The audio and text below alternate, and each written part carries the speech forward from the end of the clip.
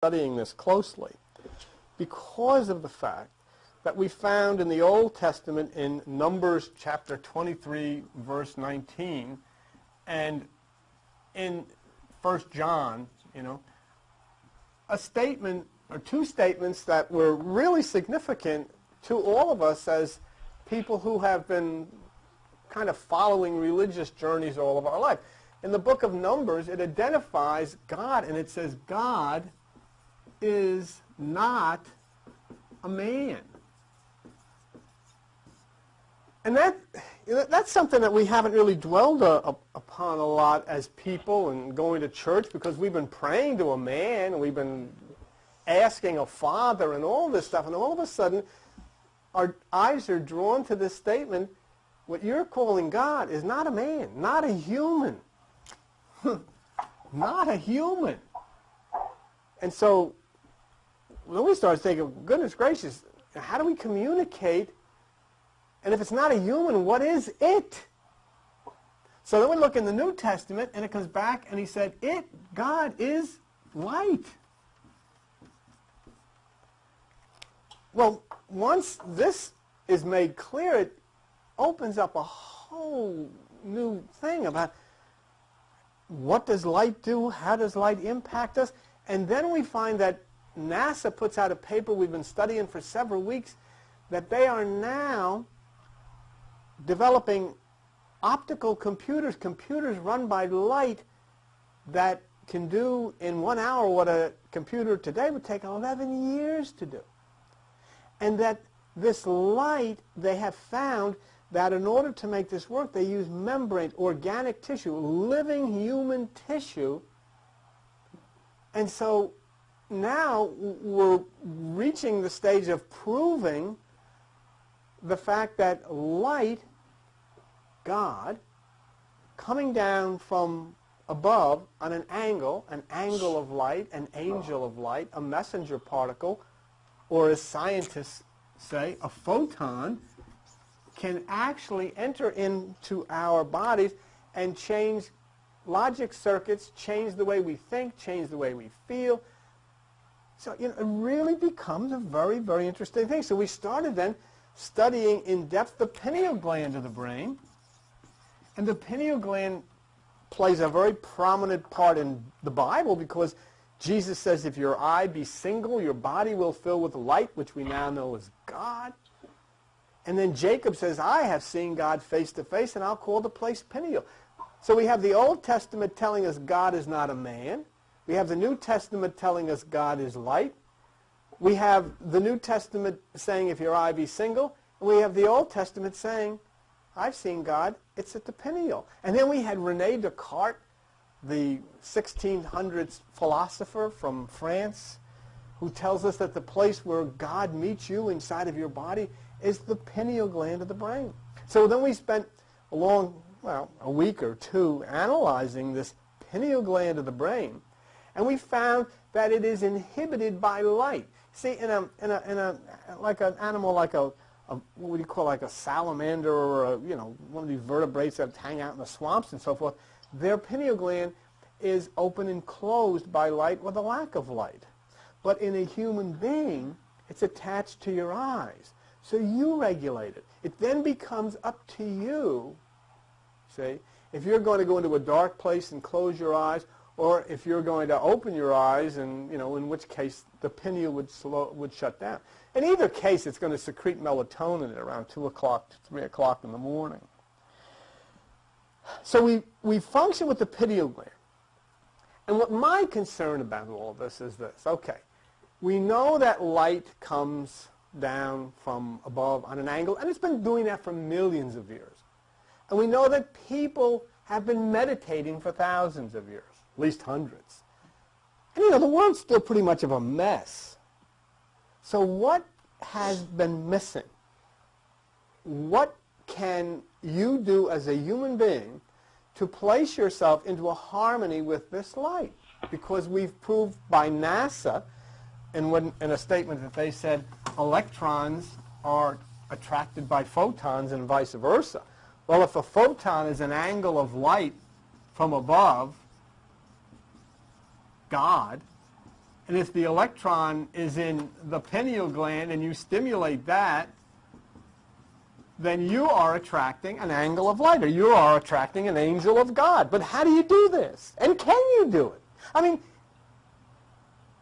Jesus says, if your eye be single, your body will fill with light. Fine. So we're talking about stimulating the pineal gland. Can you do that? Is it possible for you to do that? I mean, is walking into a dark room enough? Well, walking into a dark room will open the pineal gland? Yes. But I mean, people have been walking into dark rooms forever, and it doesn't seem to have stimulated anything necessarily positive. Gosh, I mean, if we look at the brutalization of people in different parts of the world's a mess. It's not a mess for me. I've got a nice house, got a nice wife, got beautiful cars, got all this stuff, go to Atlantic City and eat chocolate and do, not as much as I used to, but do all this stuff. I'm having a good time. But while I'm having a good time, I know that there are kids and people in different places in the world that are living in cardboard and starving and all of these terrible things happen. When I'm having a good time, I see pictures on television of the brutalization of little dogs and cats and greyhounds and all this. What the heck is this? So I'm having a good time and I'm enjoying it, but a vast amount of life has been terribly brutalized. So something is wrong. Something is wrong. How do I change it? Can I change it? How do I change myself? How do you start to flow in a harmony with this photon, with this angel of light, with God? So we studied then, if there is going to be one place in your body, it is not going to be in your heart, it's not going to be in your hand, it's not going to be in your elbow, it's going to be in your pineal gland, because that's the light receptor of the body. So if what we want to happen, if what is going to happen is what you've been trying to make happen all of these years going to church, then it's going to have to center here. And we've got scriptural proof of that. We've got the proof of the Bible in the Old Testament, which says, I shall call the place pineal. We've got the proof of the Bible in the New Testament, which says, practice the single eye. We've got the statement of René Descartes, who said that's where the soul and the body meet in your body. It's in the pineal gland. And René Descartes was not just a philosopher. René Descartes gave us the basis of our theory of light, the laws of reflection and refraction. So, I mean, he was an extremely competent witness. But how do we activate the pineal gland? What can you do to start flowing in a harmony, especially in this time of Eta Carina, this great star that is sending down DNA and changing the DNA? I mean, my God, in Canada last week, I don't know if you read about this, they cured 13 people of type 1 diabetes. Not made them feel better, cured it. Now, there's a hang-up to that. They have to take this medicine that stops rejection. But the point is, they've cured. I mean, and the doctors from the Sloan Kettering Cancer Institute in New York say that disease as we know it will not exist in 5 years. That cancer will be gone in 5 years. I mean, and I told this to one person, said, well, I would think 50. What do you mean you would think 50? These are scientists from Sloan Kettering that say 5. I'm going with that. But what's happening? How come they're learning all of these things about DNA, about genetics? And they're learning, let's stop trying to kill cancer cells. Let's find the switch and turn it off. You see, let me tell you something. There are some people that say, well, I think, like René Descartes said, I think, therefore I am. And I create this life on the basis of my thoughts. You, as this angle of light that nested in your mother's womb at birth, or, gestation period, you're one part of the thought process. You share your body with others who are also in their thinking. You think, oh, I'm going to live, I'm going to I'm going to do this, I'm going to do that, and do the other thing. And there are cells inside of your body that are thinking, we're going to go over here. And when they go over there, you're going to get very sick. So, and the reason they're going over there instead of staying over here where they belong is because they're reading your DNA, and your DNA is screwed up. And your DNA is saying, go over there instead of stay here. So inside of a human body, there are other people, if you wish to call them that, who are plotting things, planning things, and going to act these things out, regardless of what you think. And you know what's going to happen then? When they do what they do, then your thinking is going to change. Totally. All of a sudden, you're going to wake one day, and when I say you, I'm not. But all of a sudden, somebody then wakes one day, and somebody goes to a doctor because they don't quite feel well. Why? Because other things inside of you decided on something that you had nothing to do with, and it made you sick. So you're not the only one inside of that body thinking. And when they decide on something different for you, then the doctor said, well, I hate to tell you this, but what? What the heck how could this happen? Because some other living entity inside of your body decided to do something. And the reason that that living entity inside of your body decided to do something was because you have a DNA and it's A, B, C, D, but in there it was A, B, F, C, and the cells read this instead of reading that, and so they went over here when they should have stayed here, and it screwed everything up. So now, the scientists are finding out all of a sudden, hey, wait a minute. You know how we can heal this cancer? You know how we can heal this Alzheimer's? You know how we can heal this diabetes? Let's do this. Let's find out how we can reboot this thing. Did you ever reboot a computer? Computer doesn't work. It's all screwed up. Everything, hey, what the heck is this? I can't get this to work. I'm hitting the thing. Shut it off. And you shut it off and turn it back on again. It's fine.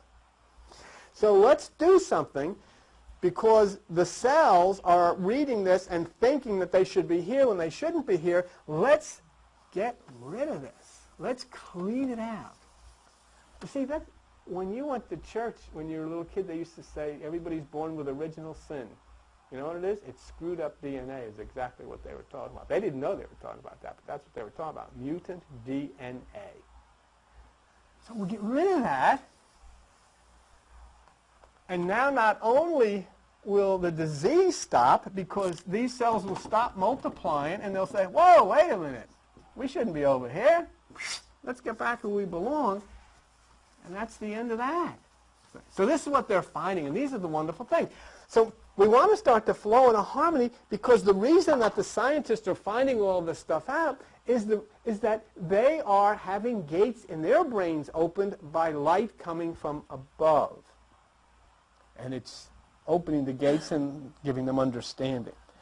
So we focus then on, let's focus on the pineal gland of the brain because that is the place, that is the light receptor of the brain. And that's why I encourage you to come out in meditation for your children's sake.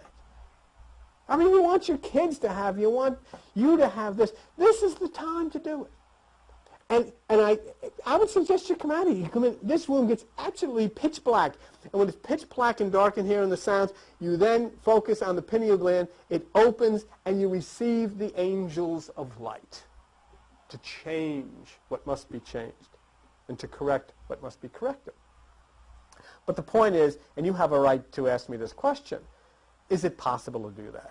Let me just show you something from Dr. Alfred Louis, which was taken from the New York Times in overhead 283. And in overhead 283, if you could, Al, if you could just focus on this. In my briefcase, there's that little gray thing that I use for the, okay.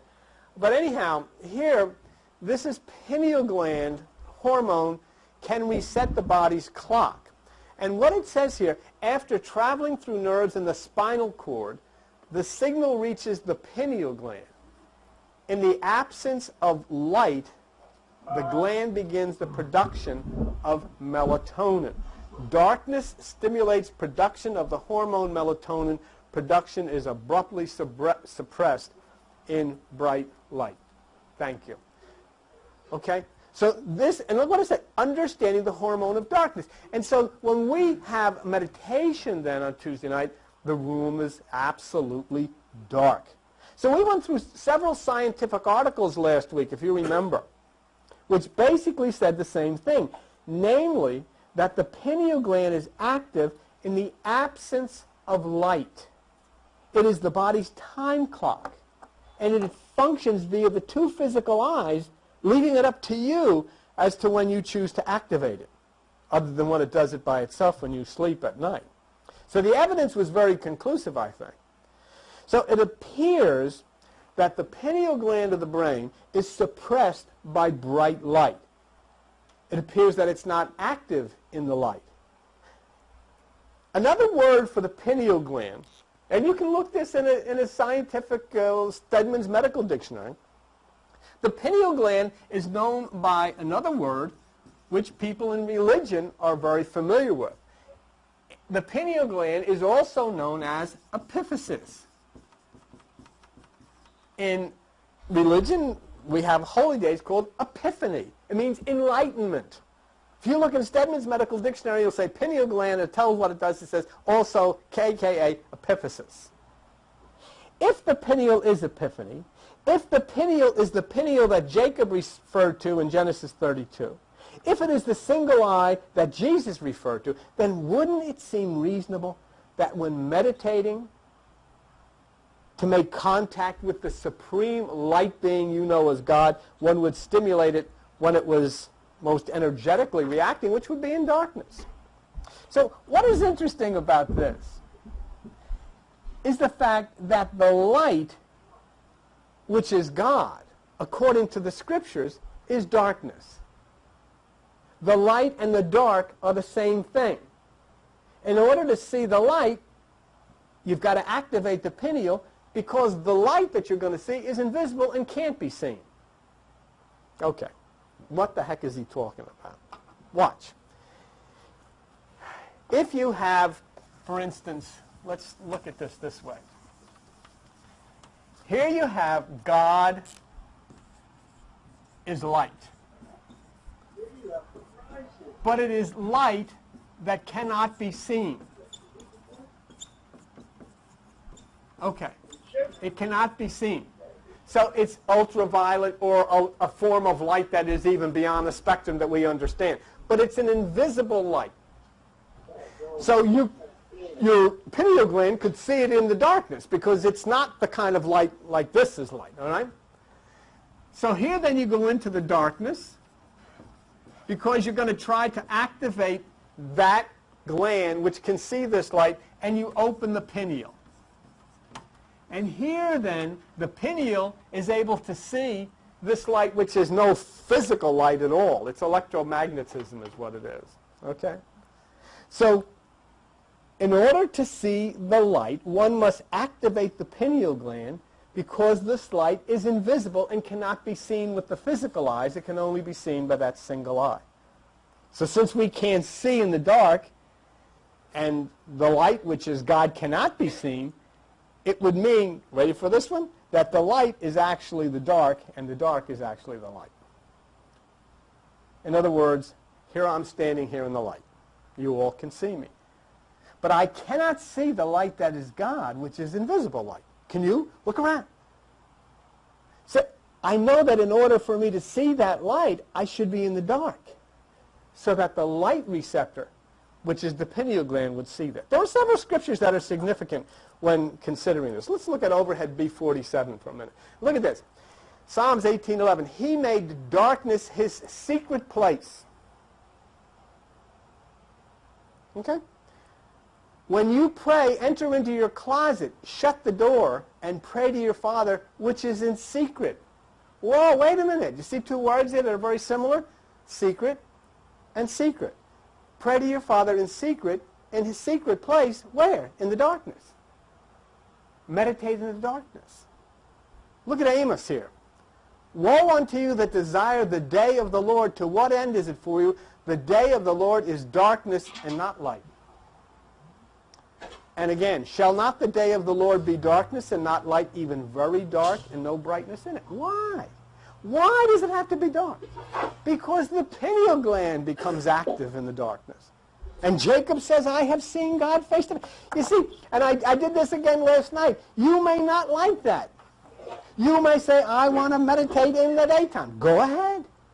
And I do too. Go to the beach.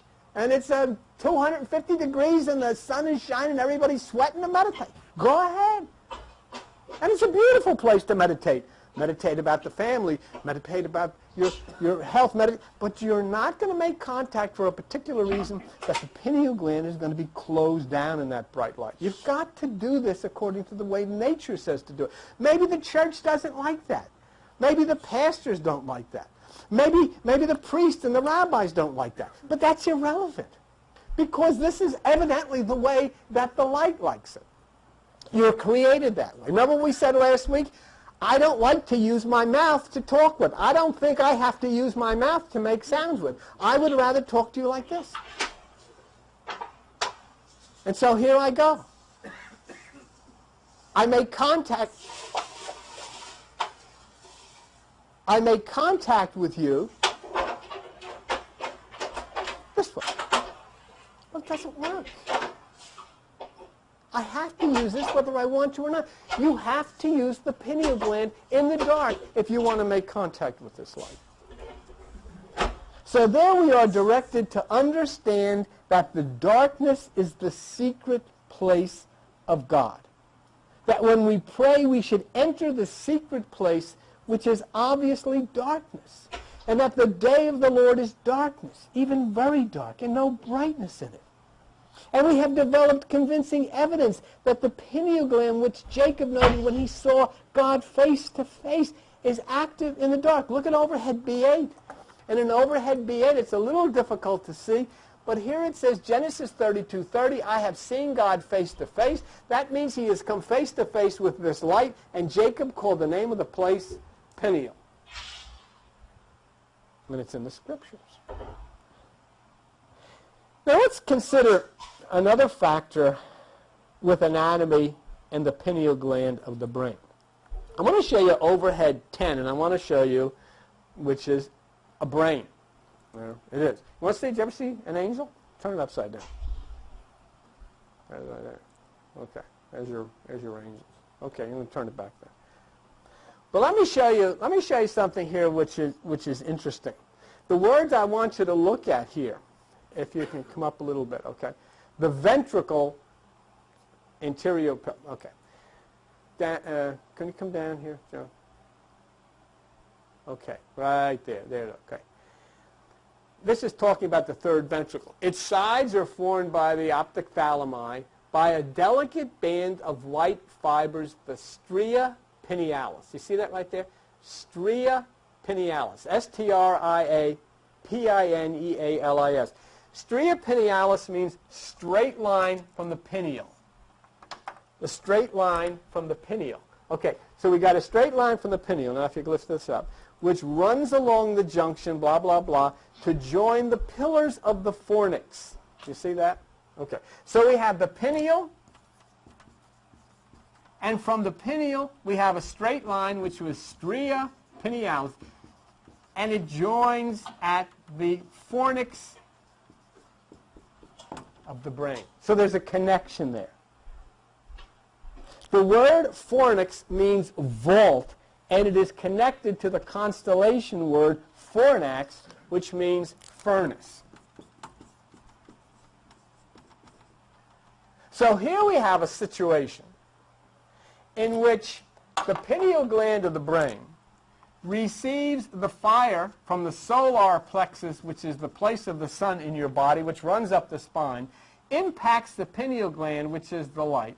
The signal or the fire is then sent along the fuse, which is the stria pinealis, to the fornix or the furnace, which lights the furnace, and according to the scriptures, the three, Shadrach, Meshach, and Abednego, then are joined by the fourth. Well, all of that is mythology, and what it's saying is that when the fire from the solar plexus rises in meditation, impacts the pineal, it follows a fuse, which is called stria pinealis, to the fornix or the furnace, and there your physical, your intellectual, and your emotional are then joined by the fourth, which is the spiritual. So the whole basis of all the stories and all of this stuff happens based on anatomy, based on what goes on inside of your body, based on what goes on inside of your head, based on what is the connection between all of the things in the sky. You've got a single eye in the sky. You've got a fornax in the sky. Because the same thing happens in this great brain, which is the universe, as happens inside of you. There's a very strange verse. So you see this? You see the fire, pineal. You see the straight line, stria pinealis. And you see the furnace. Okay? There's a very strange scripture that shows up in Genesis chapter 15. And it doesn't mean anything because, but look what it says. And it came to pass that when the sun went down, and it was dark, behold, a smoking furnace and a burning lamp that passed between these two. Did you ever even consider, probably you've never even seen this before. But could you ever understand that this is mythological statements of symbolism, dark sayings, talking about the activity inside of your brain and what happens to bring you enlightenment, what happens to bring you healing, what happens to bring you eternal life? You talk about eternal life. The doctors and the scientists are now talking about when they have this DNA all corrected and mapped out, people living 300, 400, 500 years. And so there, again, we have the fact that this smoking furnace that delivers you, that brings this angel of God, angel of light to you, the fornix of your brain is touched by the fire, the burning lamp, the pineal gland. When? When it's dark. So you got to do it this way. I don't really care where you do it. Go out and sit in the car at night, or go in the bathroom, turn the light off. Do it for a few minutes. So the text indicates the location of God or light to be in the dark place. Now remember something, and consider this. This third eye, this pineal gland, is not privy to the Bible or to the followers of Jesus who spoke of the single eye. You remember we found it in the text in Overhead 233? You remember the text of Aridamus when Aridamus entered in? It was the eye of Horus, the all-seeing eye of the gods in the temple of the living God, and there the eye opened. So there was this ancient Egyptian text about that single eye, which we've seen in the sky. Let me show you what I'm talking about. When I talk to you about the star, Eta Carina, sending down angles of light to touch you with the pineal gland, let me show you a carving that they found on the wall in the ancient temple in Luxor in Egypt. Take a look at that. There's the star. Eta Carina, is it? There's the angle of light. And look at where it's impacting. Bang. So they knew, and we lost it. People shouldn't be, Uncle Joe or Uncle Don or Aunt Tilly or mother or whatever died at 70, 80 years old. They're kids. They shouldn't have. But we abandoned all of this. And we replaced it with stuff that nobody has ever proven one iota about and has no basis in science at all. This has a basis in science because of the fact that right now the National Aeronautics and Space Administration is talking about photons and optical computers between the brain and the sky, which they say is the future of space communication. So in other words, these people who drew that have been fulfilled by NASA. The churches that we have up and down this highway have been fulfilled by nobody. And then, of course, we had Overhead 260, which talked of the eyes of the white head are diverse from all. Above the eye is no eyelid, neither is there an eyebrow. This eye is never closed, and the two are converted into one. All is right, there is no left. And then the wise ever behold the highest step of Vishnu. This is from the Kabbalah, the ancient Hebrews. This is from the Hindus, in the eye of Vishnu. And then, my goodness gracious, have you looked? Have you looked and see what your Hubble has? I mean, you're paying for Hubble. Have you seen what they took a picture of? Take a look. That's the astronomy picture of the day. The eye of the Hourglass Nebula. Forget Vishnu. You can't deal with Vishnu because it's Hindu? Okay. Forget Kabbalah. You can't deal with it because it's Jewish? Forget Aridamus. You can't deal with it because it's Egyptian? What are you going to do with this? You paid for that. And that was taken by, and when I had that surgery done on my eyes, I went and I handed, we put this in a frame, and I gave a copy of this to the surgeon who operated on my eyes, and he looked at Joan and I, and he said, "This is a human eye." I said, bingo. Who could better tell that's a human eye than a guy who takes them apart and puts them back together again? If your eye be single, your body will fill with light. Look what is up in the sky. And people will say, well, I don't know if I believe that. I could care less whether anybody believes it. All I can do is be God and use the words of the late, great Humphrey Bogart. Here's looking at you, kid. And so it doesn't make any difference. We had better start to get with the program, because look who's coming to dinner. And if you look here, you not only can see the eye, but you can see the nose here. You can almost see as if somebody's looking through a keyhole at you. And they are. Uh-huh. And so here it is, all laid out for you. I got to show, because there's some people here that weren't here last week. I got to show you something. Well, let me show you let me show the scriptures first, Joan. Right there. Yeah, that's good. That's great. Let me just show you this real quick. You think the eye is something? I set my bow in the cloud, and it's going to be a covenant. I will bring a cloud, the bow shall be seen in the cloud, and the bow shall be in the cloud, and I will remember you. And the use of the bow, and he has bent his bow like an enemy, and the white horse and had a bow, and here's the latest picture that was just released by NASA. What do you think of that? We better wake up, folks. And you know what I loved about this?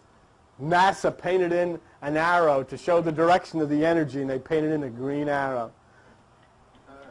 And you know what's also interesting about that? If you look closely at it, it looks like a brain.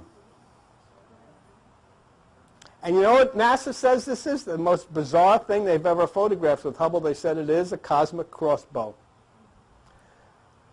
But what can you do? It doesn't make any difference. People don't care, because my church doesn't believe in that. That's obvious, but I mean, that's not the point.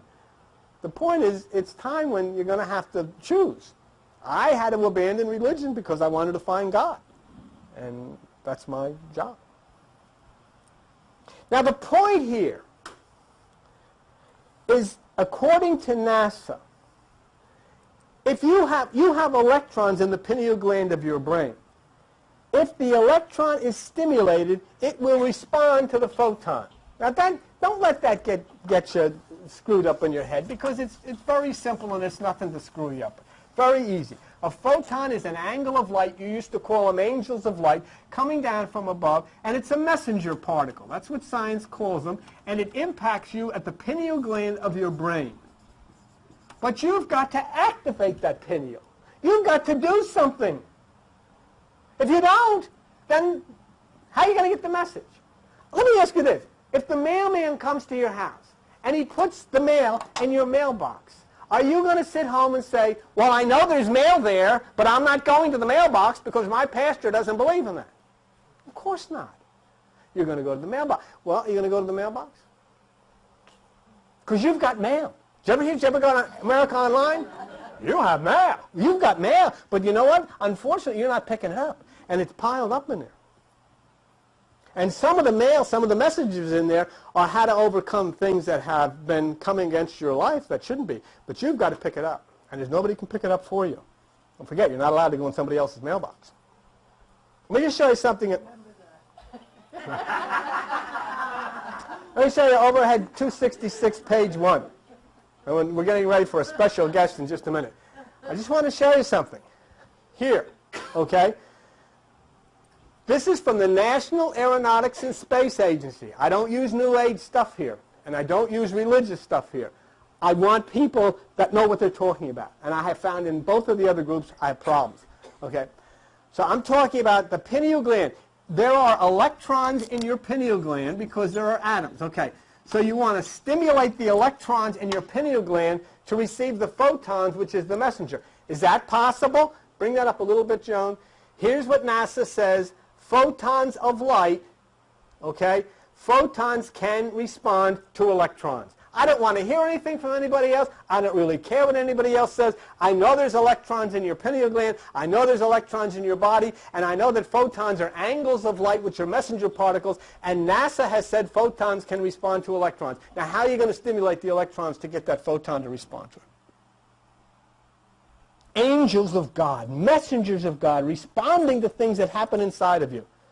And this shouldn't frighten anyone, because all the time I've been in church, you know, you see people like this. Or they're kneeling down and they're going like that. What are they doing? Really, what are they doing? They are trying to make contact with God. Something is going on inside of their head. Sometimes they take and they put their head in their hands, or something, whatever they're doing. They're trying to make something happen inside of their head. Well, now we see how it's done. When an electron is active in here, it invites the photon. Now, since angels of light or God or light, it would seem reasonable till we take this into the darkness and stimulate the pineal gland. The question is, however, is it possible to stimulate a part of the body? Can you do that? Because if you can't do it, then Jesus is saying if your eye be single, you can forget that. I'm going to turn that off. Al, if you get a chance, you want to turn this light on. Is it possible to direct desire to a particular part of the body and get it to do something that it's not doing? Specifically, would it be possible for you and me to stimulate the light receptor of the body, the pineal gland? Because if it is, then NASA has told us we're going to attract the angels of light. Is it possible? Now, Al Bianchi has been coming here and joining us as a part of this family for many years. In fact, that's when Al first showed up at the back door of Gordon's restaurant. We used to do that in Gordon's restaurant. We used to do this in Gordon's restaurant. And Albert and Ethel came in one night, and you know, been coming ever since. And Albert contributes immeasurably to this. Okay. Well, I was at a wedding with Albert last week, and we were talking. One of the things I've talked with about Albert, because he had a stroke. And so he has a paralysis on one side of his body. Once you go, Ethel, you want to get Albert seated there. He has a paralysis on one side of his body. And I was talking to him because the scientists today are doing something very interesting. They're working with people who have had strokes, and they are getting people to actually use their arms that have been paralyzed, some for 17 years. They had one fellow who had a stroke. His arm had been paralyzed for 17 years, and now they have him using his arm again. And what the doctors have said is that what they have done is they've retrained the brain to stimulate that part of the body that was not functioning. Well, Albert is not functioning on the right side of his body. And so I talked to Albert about this, and him and I both said, well, wow, this is something interesting. We want to watch this. They've only done it with 13 people so far. But obviously, my goodness gracious, can you ever imagine what it would mean to Albert if he could start using his arm and his leg again? I mean, you know, well, they're talking about it now. It's in an early stage, but they're talking about it. But anyhow, when I was talking to Albert, he started telling me the story about his stroke and about some of the situations that developed and what he did. And I thought, wait a minute, he's just answered this, this question, can we stimulate the pineal gland? So let me introduce Albert for you, especially for those who have not been here or on the television side.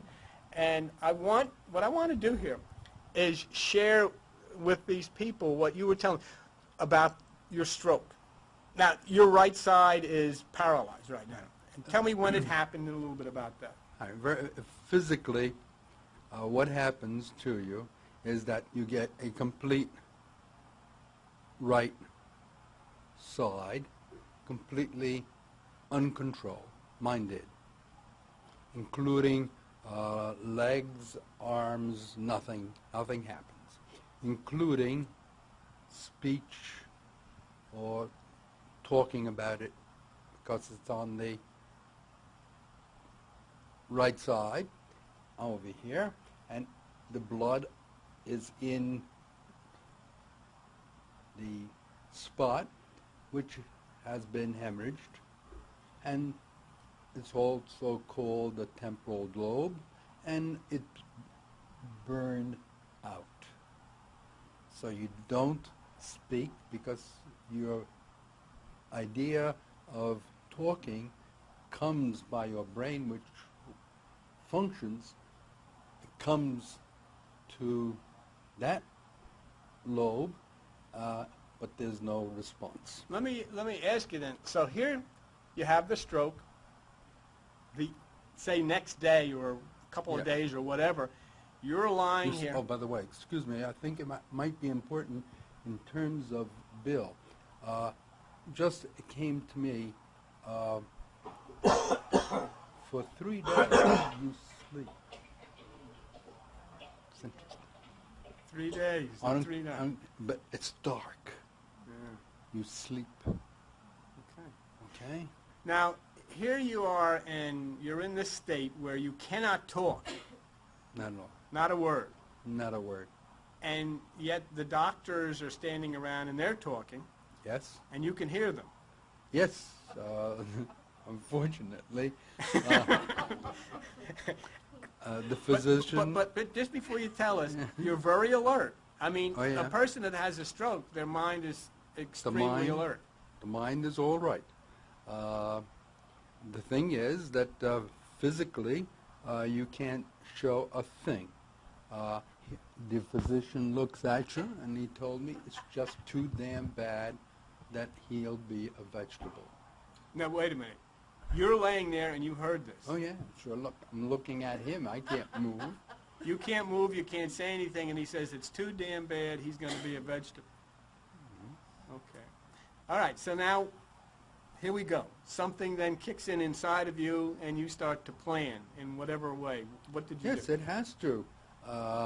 That tells me that they're not going to heal me.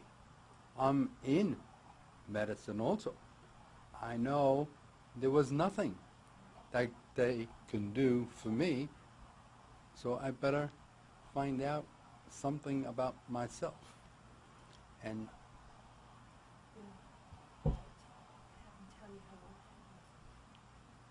how old were you when you had it? unfortunately, it's 44. Okay. The point is that other than physical things that the people did to straighten me out and standing up, and I did, the thing that I was most interested in, and I think Bill is talking about this, and this was most important for me, I had to speak. Speak. Yes. But the temporal lobe on that side was filled with blood, and it cannot and will not work. No, let me just, for a second. Your right side is paralyzed, you're not able to speak, and the action for this is actually stimulated from the left side. Yes. So that would be the thinking side or whatever, and that's shot. I mean, Shot. Okay. So now, either you're going to have to get the right side to do it, or somehow get this left side to come out of this state. You don't know which, but so what'd you do? Right. So I have no temporal lobe, but there is something there. There's no question about it. Anybody that studies the left and right parts of your brain is essentially the same, but specialists come on one side and others do not. So therefore, there are parts, fibers, that are present. And all I had, most people that have had a right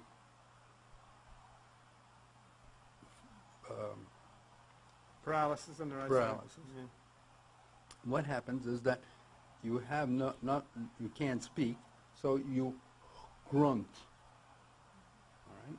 And your voice is very high, but you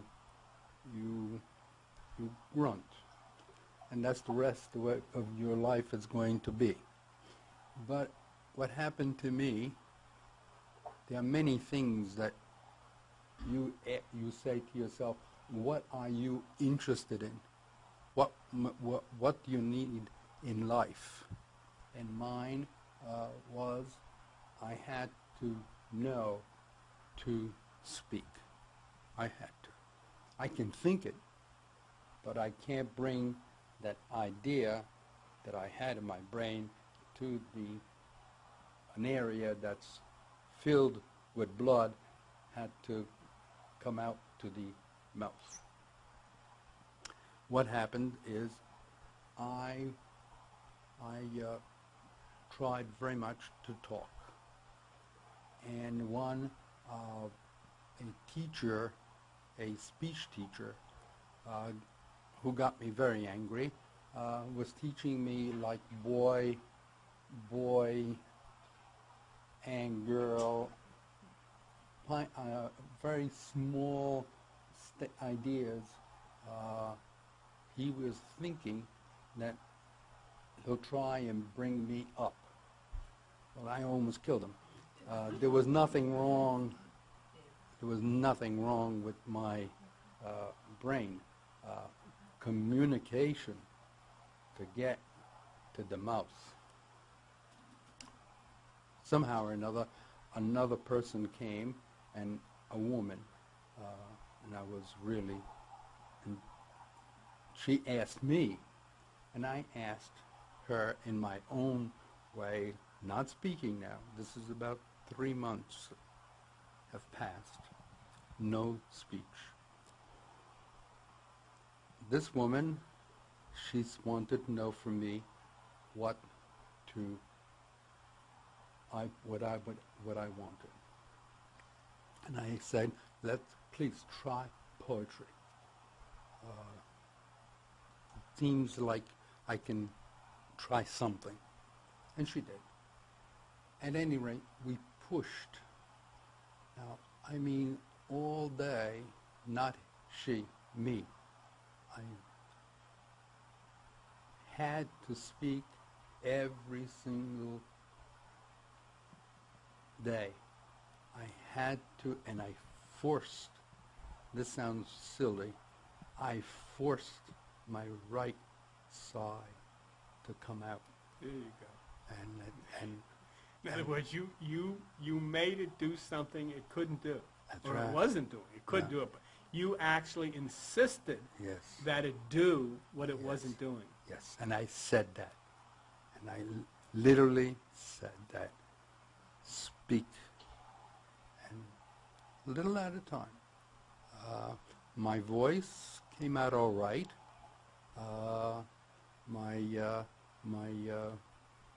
I'm not sound exactly the same. The words were said. I can speak now.